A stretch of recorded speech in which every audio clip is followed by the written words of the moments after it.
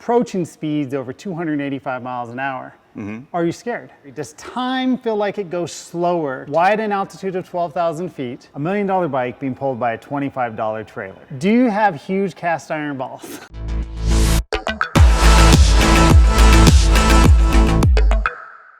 I'm Zach Settewongse. I'm the filmmaker from Chasing 300, and I'm here with Al Lamb, a man who I admire a lot.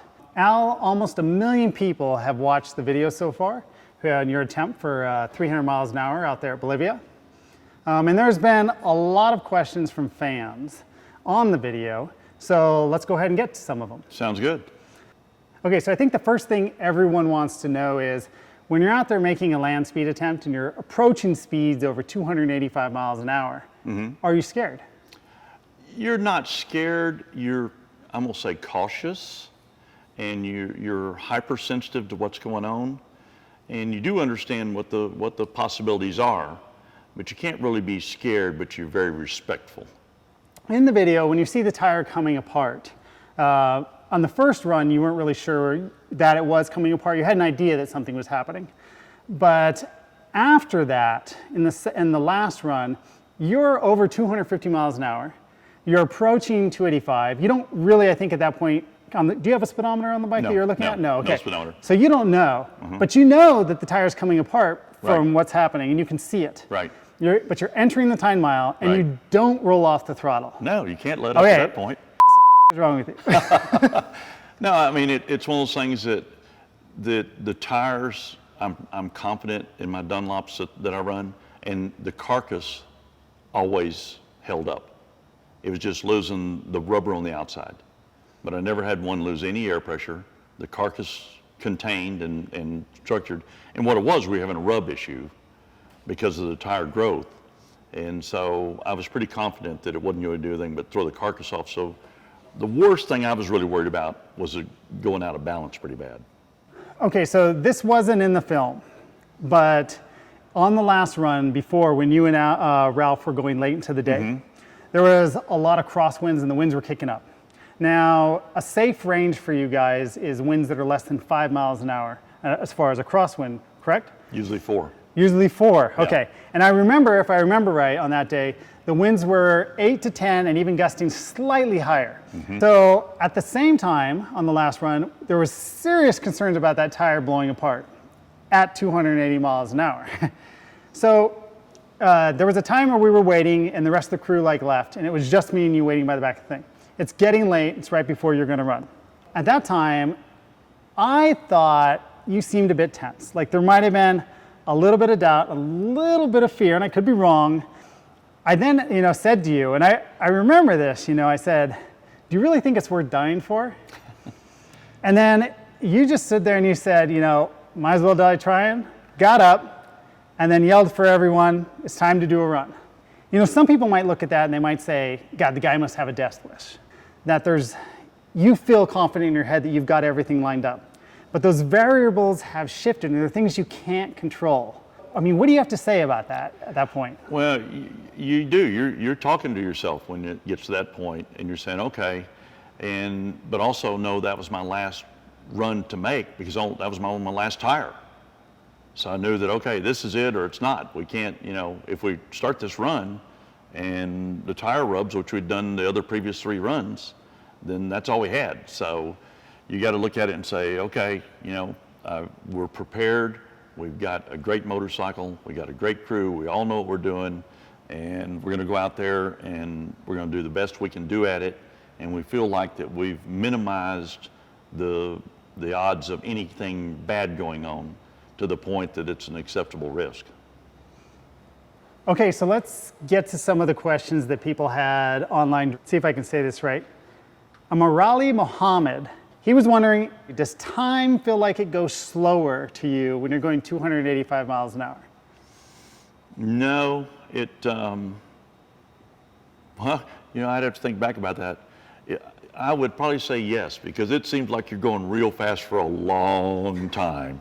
And you're thinking, is this ever going to be done? Because you're starting to hear things on the motorcycle, you're starting to feel things, and you go, I'm going pretty fast, and I hope this is okay, and I hope it's supposed to be this way, and I hope this sounds right, and I hope this feels right. And it's like, okay, how much longer do I have to do this? So from that standpoint, yes, time slows down. Okay, next one. A lot of people had the question, why Bolivia? Why at an altitude of 12,000 feet? Wouldn't the engines make less horsepower at 12,000 feet? So why would you go there in the first place? And nobody did before, so why Bolivia? Well, we go to Bolivia because it is at 12,000 feet, and it is the world's largest salt flat, and it's hard. It's dry and hard. Bonneville now, the salt has been mined away, so it's only about an inch thick. So what happens is it holds moisture all the time, so very seldom does it ever get smooth and hard. So you can't make the traction, the bikes are uncontrollable. And in Bolivia, not only is the salt hard, because it is so high altitude-wise and very, very, very dry, but that's 8% less aero drag. And because we're turbocharged, we can make up the horsepower. Now we do run about a 20% larger turbo in Bolivia than we do in Bonneville. Good answer. There you go, people. Okay. So 832 people liked this comment by Full Metal Jacket. And so I'm going to have to ask. Okay. Do you have huge cast iron balls? Well, let's say sure. There you go. Okay. So a lot of people also commented about the other teams helping you guys, that they came over when there was the time crunch at the end and they help you. So in most sports, this isn't the type of thing that happens. In MotoGP, I never see the guys, really run over and help another team, maybe during practice or something, if something's going on, but not when it's like, down to it. Is that common in land speed racing, or is it just because you and Ralph have competed against each other for so long? Well, we have competed and we are good friends, but it's very common in land speed racing. And part of that is because it's more of a man and machine against the clock than necessarily against the other guy. Because you're not running with him next to you. You're going as fast as you can possibly go, no matter what's going on. Yeah. And so you help each other because you both understand it and you understand that it's very, very hard to do. And as we say, records aren't owned, they're rented. And I think if you knew that if you didn't help him try his best, or you in any way inhibited someone else to do it, could you really feel that confidence that you were the top guy today, No, right? I mean, that's the thing. We both want the best, we both want to do the best we can, so that when we get done, it's like, okay, I beat you fair and square, or you beat me fair and square. Yep, and that's the way it is the best. So, okay, so Man in Mars posted a comment saying that he was inspired by you and Ralph's age. So for the record, how old are you? 66. I'm on Medicare. And do you have any intention of stopping because of your age? No. I still snow ski, I still board, I still trail ride, I still, why am I going to quit? True. But why, yeah.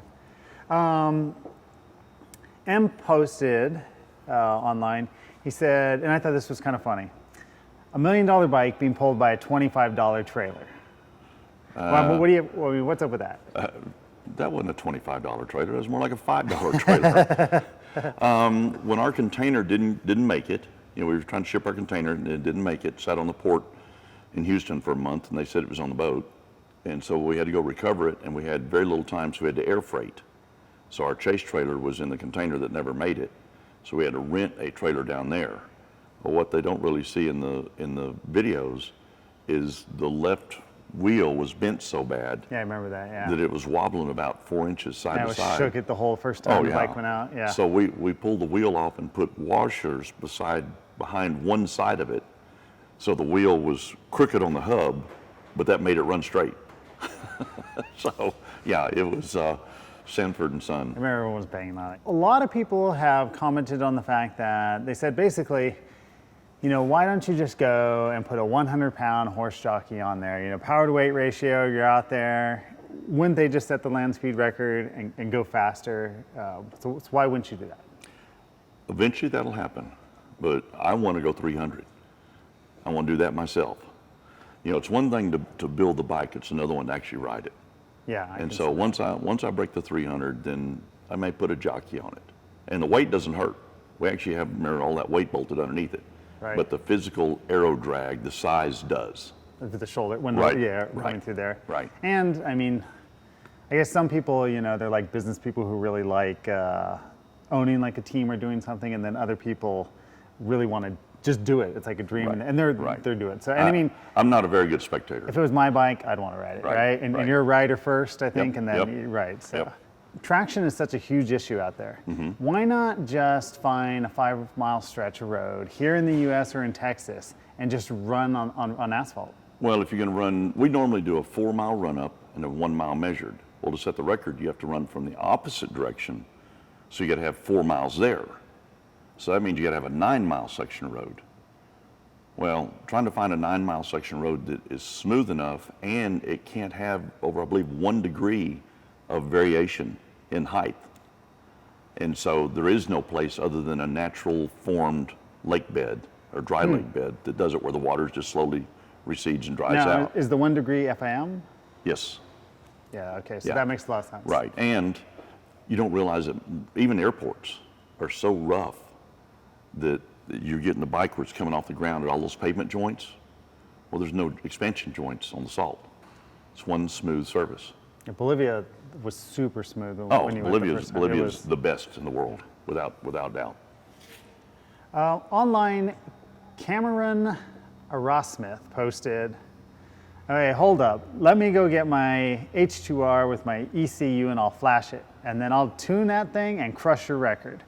So what do you have to say to comments like that? I keep seeing them with like Hayabusas and that's, you can just go get a stock Hayabusa and beat the record out there. And people sometimes don't see, what the big deal is. Now I know how much work it is actually once you start doing it personally, where there comes a point where the aerodynamics on it are pushing so hard that no matter how much horsepower you have, you just can't get through it. Right. So when I see comments like this, I just look at them as ignorant. They piss me off. I laugh. I tell them, bring it. Well, I was out there 2 years ago at Bonneville, and Kawasaki was there, the factory, with an H2R and a factory rider, and they've struggled and struggled and struggled and struggled to go 220. Yeah. Yes. And they thought, we'll just, we got this hot rod H2R from Kawasaki. We'll go out there and kick their butts. Well, when we took the overall record in 2012, it was from a Hayabusa.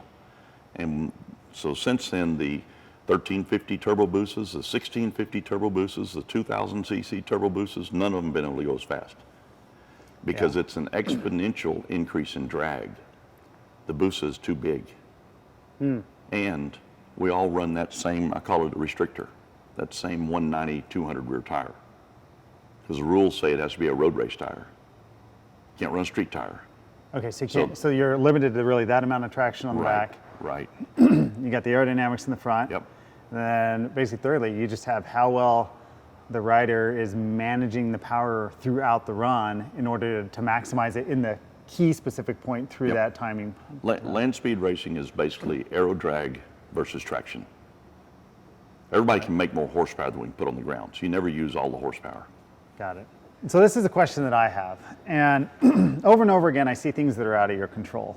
The salt, the condition of the ground, the weather that shows up, bikes getting stuck in customs. I mean, you sit there and you put tons of effort into planning and have everything go right. And then, mentally, I can see where you start getting prepared, sometimes a half a year away. You're like planning, really getting for it. The week coming up to you're there. You can be there on the day before and then something can go wrong. There can be a crosswind, a tail, and all this time, all this money goes into it. And it just can't work. And it's something you can't control. And when this happens like year after year on something like this, does it become a point where you're like, maybe it's just not worth it? Maybe it's just too frustrating and I'm just going to stop. Believe me, we've been at that point a few times. Last year when we went to Bolivia, and I spent about $60,000 just on airfare, hotels, container shipping, entry fee, and the container never got there. The whole team's there, we're all there, no bike, no container. Because it had missed a connection somewhere along the way, and then it missed another connection because it missed, like when you have multiple airplane flights, you miss the first connection, now you're trying to reconnect through different deals, and it never, ever, it was gone 93 days and never made it there.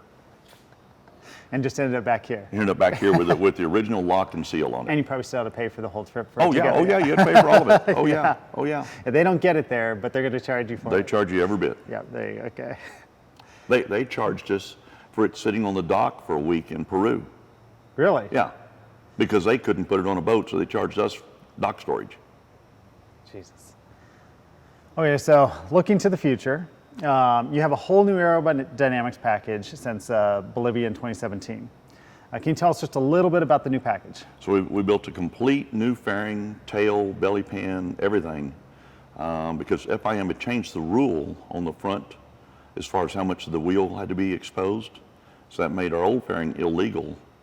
And then they also changed the tail rule to where we could go lower with the tail and longer from what it was in 2017. We built a new tail in 2018 that was the longer, but still wasn't as low because that wasn't the rule then. So the rules changed 3 years in a row.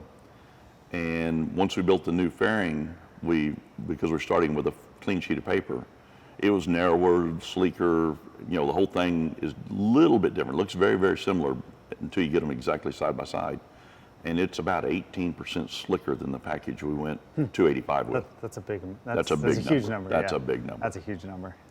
So the Bonneville course, when we went this year, I mean, I saw it and I thought it just looked like shit. Basically, it was destroyed. There was about this much salt, and you could see the dirt underneath. It was slushy. It was wet, and I looked at that and I thought, God, there's no way that you're ever going to be able to go and actually set a land speed record out there again. That the mining companies have just ruined the salt from working on it. Do you think that can ever be fixed? And do you think records will actually be broken there again, or will they all be in Bolivia?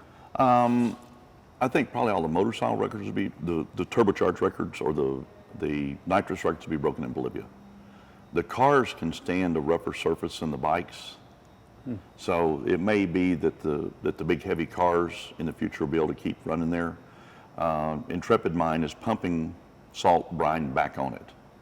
So they are doing that now, and they came to an agreement with the BLM in the state of Utah, and they're pumping brine back. But they've been pumping it off for almost 50 years, so it's not going to cure itself in a year or two. It's going to take, maybe a decade. And then that is if they're pumping it back at the rate they should, and it all turns out correctly, right? Because I mean, we think we can fix things as good as Mother Nature, but can we, right? No, exactly. And the thing about it is a lot of people have looked at the chemical makeup is not the same, because they're pumping across and taking the potash out of it. So we don't know that it sticks together the same and gets as hard as it used to, because it's not the same. They're pumping strictly the salt brine back without the potash and a few other chemicals in it. So we don't know what that's going to do. Who knows? It could just be a bigger mess. Yeah, maybe a bigger mess. Maybe. So what's next? Are you going back to Bolivia in 2020? We're going back to Bolivia. The first run day will be July 4th, 2020. Awesome. That's pretty good. So thanks again for taking this time. I really hope you break the record and you bring it back to Honda. There we go. And finally, I know the number one thing that people were asking when they were watching the video, it's the number one comment, is they wanted to know more details about the motorcycle. So we've created a second video just about the motorcycle, all the details, we go through everything, and somewhere you'll be able to click on it right here and click on that video, watch it. And thanks again for watching the channel. Remember to like, comment, and subscribe, and you know what? Share it with other motorcycle riders out there.